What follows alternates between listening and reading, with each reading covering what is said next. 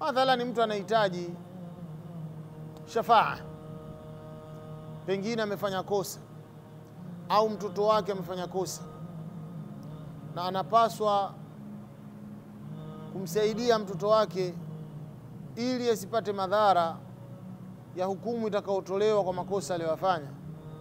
Analazimika labda kwenda kwa kiongozi wa chini ili kiongozi yule wa chini amfuate kiongozi wa juu.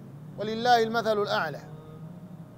Amekwenda kwa mkuu wa mkoa mathalan au kwa waziri fulani, waziri amuone mfalme au rais ili kijana wake apate msamaha, labda asinyongwe, labda asipigwe, labda asifungwe, labda kadha. Wakati unazungumza na waziri au mkuu wa mkoa au mkuu wa wilaya au yoyote katika wasaidizi wa kiongozi wa nchi, utahudhurisha moyo wako pala utakafirika? Ma huwa jawab? Utahudhurisha. Moyo utahudhuria pale kwa msitizo mkubwa ndani ya moyo.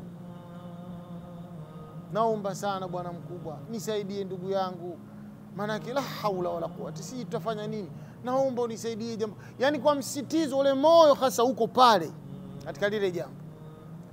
Lakini ajabu, mja leo anaongea na Mola wake, ana haja na Mola wake, ana shida na Mola wake, panacheza ulimi tu, moyo umekufa zamani, moyo haupo.